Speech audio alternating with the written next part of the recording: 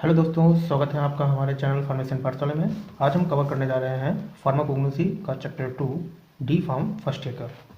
ठीक है, चैप्टर 2 क्या है? Classification of crude drug. देखिए, हम अगर सिलेबस को देखें तो फार्माकोग्नोसी के सिलेबस में हम लोगों ने पहले चैप्टर 1 को कवर किया था, जिसमें हमने definition, history, present status and scope of pharmacognosy पढ़ा था।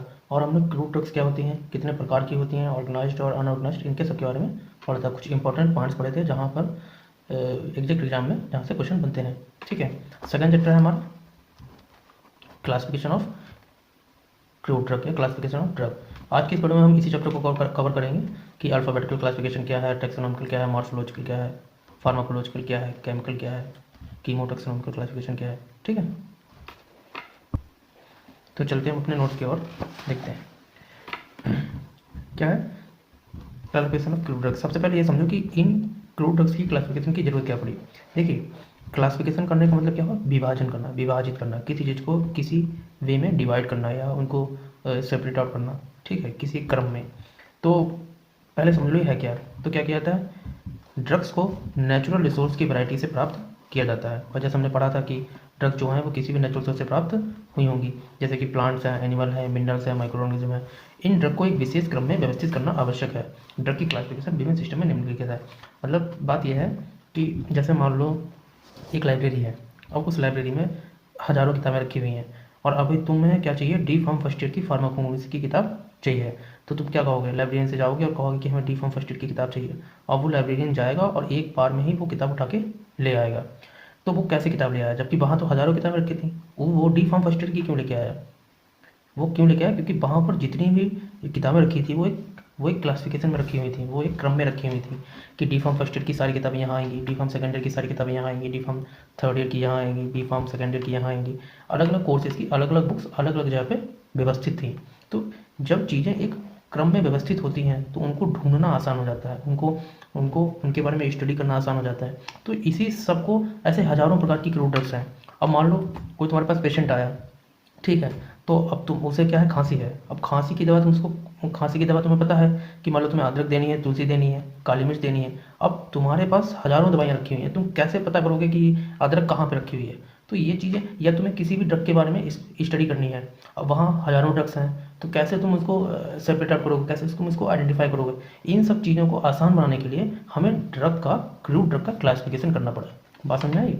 जिसकी वजह से हमने इनको क्लासिफिकेशन किया। अब हम क्या करेंगे, इनको अलग अलग तरीके से क्लासीफाई कर देंगे। ठीक है, जिनसे हमें इनको ढूंढने में, आइडेंटिफाई करने में बहुत ज़्यादा आसानी हो जाएगी। हम सारे क्लासिफिकेशनों को एक एक करके पढ़ेंगे। इसलिए हमने लिखा है कि इन ड्रग्स को एक विशेष क्रम में व्यवस्थित करना आवश्यक है। इसीलिए आवश्यक है क्योंकि हमें जब उनकी स्टडी करनी होती है तो हमें बार बार ढूंढना नहीं पड़ेगा। ठीक है, तो पहला जो क्लासिफिकेशन है क्रूड ड्रग्स का वो क्या है? Alphabetical classification. ठीक है, लगभग कितने क्लासिफिकेशन है हमारे पास? 6 क्लासिफिकेशन है।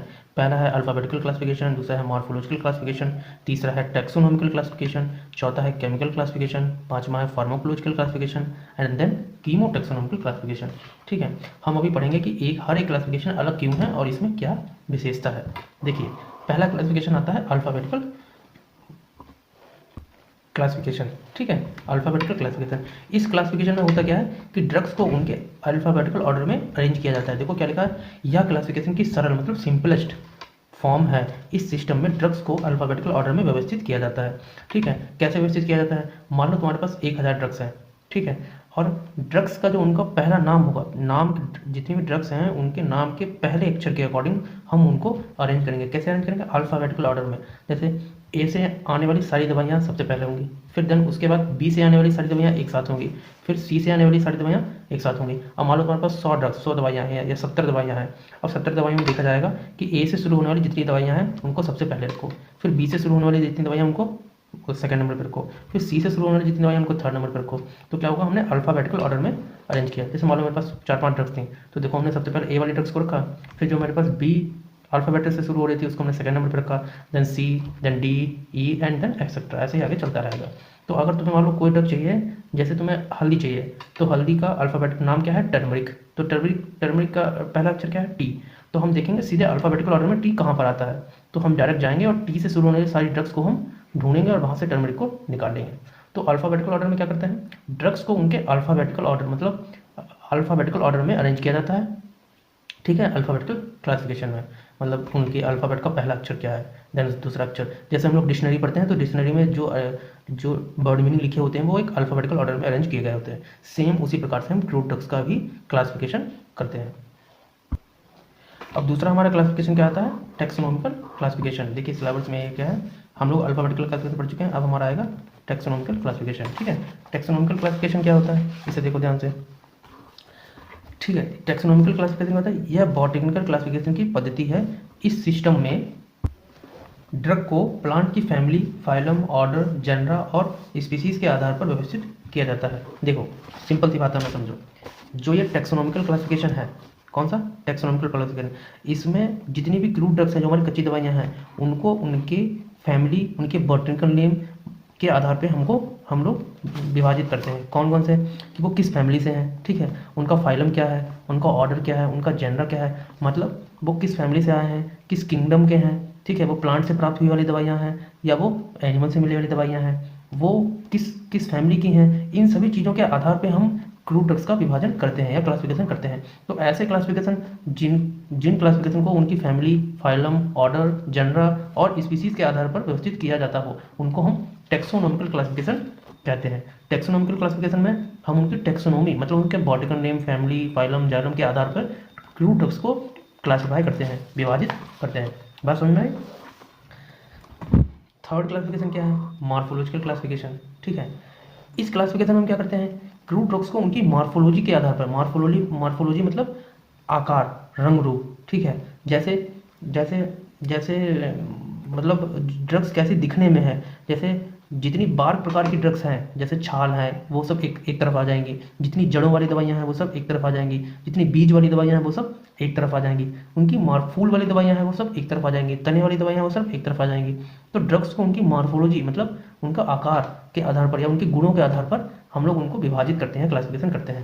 देखिए परिभाषा में लिखा भी है, यह क्लासिफिकेशन मॉर्फोलॉजिकल गुणों के आधार पर किया जाता है। ठीक है, इस सिस्टम में ड्रग्स को प्लांट के आधार पर व्यवस्थित किया जाता है, जो कि ड्रग्स की तरह प्रयोग की जाती हैं। मतलब देखिए अब हमारे पास बहुत सारे ड्रग्स हैं, तो हम क्या करेंगे, जितनी प्रकार की ड्रग्स हैं जो बार्क हैं, BARK, बार्क, ठीक है, बार्क मतलब क्या होता है, छाल, लीफ मतलब पत्तियां, रूट मतलब जड़, सीड मतलब बीज, फ्रूट मतलब फल, फ्लावर मतलब फूल, एंड एक्सेट्रा मतलब बहुत सारी दवाइयाँ रहती हैं।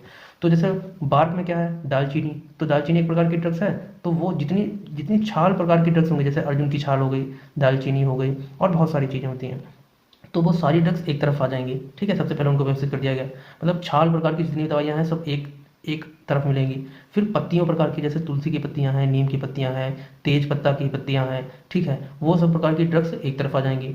रूट में क्या आता है, जैसे सोंठ है, सोंठ क्या होती है, अदरक होती है, ठीक है, या पुनर्वा की रूट, बहुत सारी जड़ें हैं जो आयुर्वेदिक या जो औषधियों के रूप में जानी जाती हैं। तो ऐसी सभी दवाइयाँ जो रूट्स, जिनकी रूट्स दवाइयों के तौर पे इस्तेमाल किया जाता है, उनको एक तरफ विभाजित किया गया है। सीड्स में भी ऐसे है, फ्रूट्स में है, फ्लावर में है, ठीक है, तो सभी दवाइयों को उनकी मॉर्फोलॉजी के आधार पर विभाजित करते हैं, उनको मॉर्फोलॉजिकल क्लासिफिकेशन कहते हैं। ये थर्ड क्लासिफिकेशन समझ में आया। अब हम पढ़ते हैं फोर्थ क्लासिफिकेशन पे। फोर्थ क्लासिफिकेशन क्या है, फार्माकोलॉजिकल क्लासिफिकेशन। देखिए अभी तक हमने ड्रग को किन किन आधार पे देखा, उनके अल्फ़ाबेटिकल ऑर्डर में अरेंज किया, फिर हमने टैक्सोनॉमिकल ऑर्डर में अरेंज किया, ठीक है, फिर हमने उनकी आकार मतलब मॉर्फोलॉजी के आधार पे किया। अब फोर्थ क्लासिफिकेशन हम करेंगे फार्माकोलॉजिकल क्लासिफिकेशन। देखिए क्या लिखा हुआ है, इस क्लासिफिकेशन के अनुसार क्रूड ड्रग्स को उनकी फार्माकोलॉजिकल एक्टिविटी के आधार पर क्लासिफाई किया जाता है। मतलब फार्माकोलॉजिकल क्लासिफिकेशन में क्या होता है, क्रूड ड्रग्स को उनकी फार्माकोलॉजिकल एक्टिविटी के आधार पर क्लासिफाई किया जाता है। अब बात समझो, फार्माकोलॉजिकल एक्टिविटी क्या होता है, इस बात को समझो। ठीक है, देखिए फार्माकोलॉजिकल,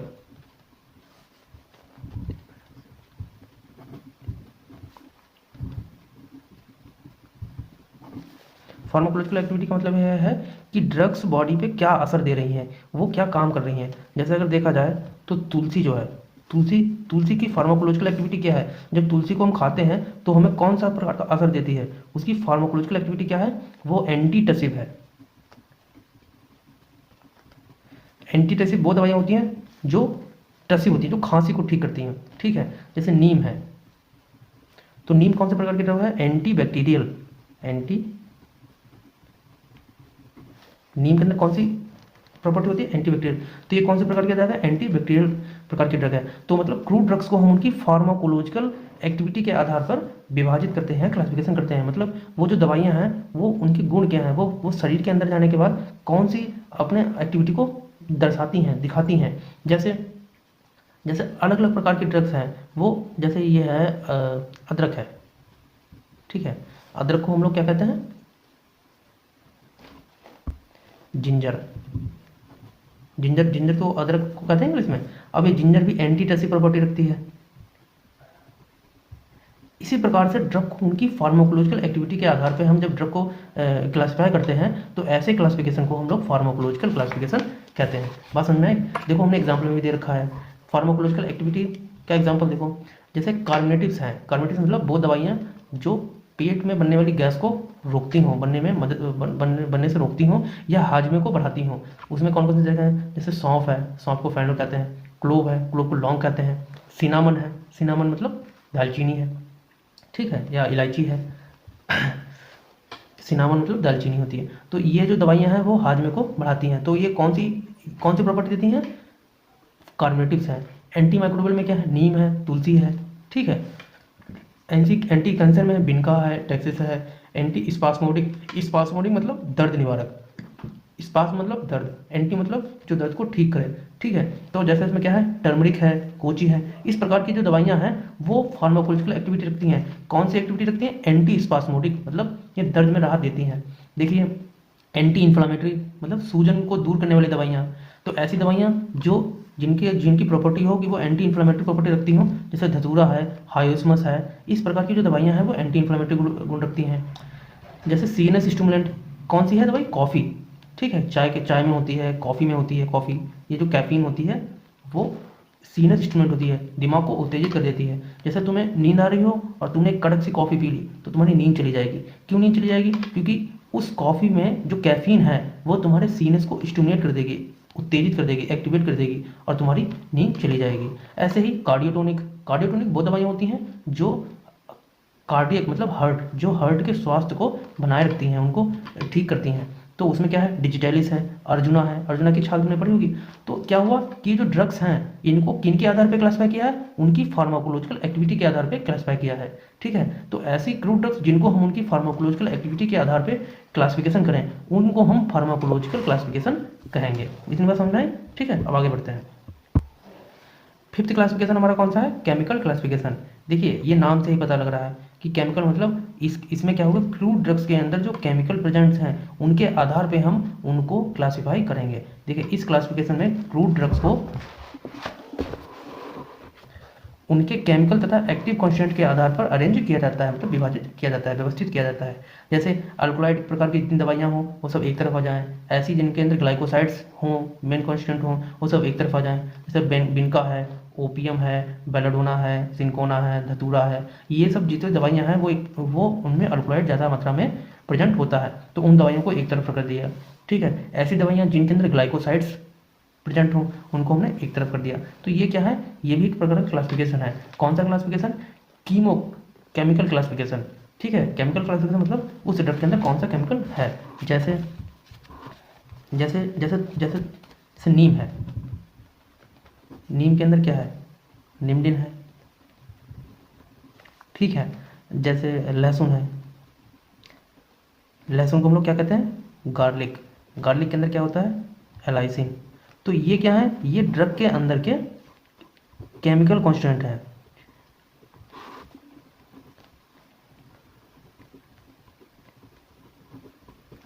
तो इन केमिकल कॉन्स्टिट्यूएंट के आधार पर ड्रग को जब हम क्लासिफाई करें तो उनको हम केमिकल क्लासिफिकेशन कहेंगे। बात समझ में आई? ठीक है। जैसे अल्कोहल प्रकार की सारी एक तरफ आ जाएंगी, ग्लाइकोसाइड प्रकार की सारी दवाएं एक तरफ आ जाएंगी। ये इतना खत्म हुआ। अब लास्ट क्लासिफिकेशन हमारे पास बचता है कौन सा? कीमोटैक्सोनॉमिकल क्लासिफिकेशन।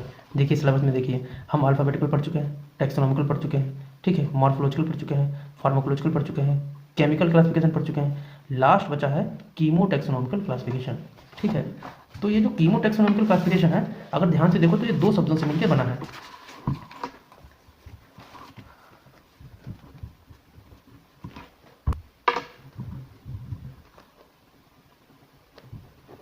कीमो और टैक्सोनॉमिकल, ठीक है, कीमो टैक्सोनॉमिकल क्लासिफिकेशन।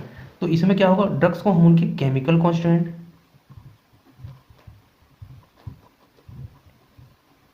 ठीक है, और उनकी टैक्सोनॉमी, टैक्सोनॉमी मतलब उनका बॉटनिकल बॉटनिकल नेम, और उनकी फैमिली, उनका फाइलम जाइलम, दोनों के आधार पे जब हम ड्रग्स को क्लासिफाई करते हैं तो ऐसे क्लासिफिकेशन को हम कीमो टैक्सोनॉमिकल क्लासिफिकेशन करते हैं। मतलब क्या होता है, केमिस्ट्री केमिकल के आधार पे भी और उनको फैमिली और फाइलम के आधार पे भी। तो ऐसे जब दोनों प्रकार की चीज़ों के आधार पे हम क्लासिफिकेशन करते हैं तो उसको हम कीमो टैक्सोनॉमिकल क्लासिफिकेशन कहते हैं। देखो, टैक्सोनॉमी के साथ साथ केमिस्ट्री क्लासिफिकेशन को कीमो टैक्सोनॉमिकल कहते हैं। मतलब इसमें टैक्सोनॉमी के आधार पे भी विभाजित किया जाता है और केमिस्ट्री क्लासिफिकेशन या केमिकल क्लासिफिकेशन के आधार पे भी, जब दोनों को एक साथ रखा जाए तो वो कीमो टैक्सोनॉमिकल क्लासिफिकेशन बनता है।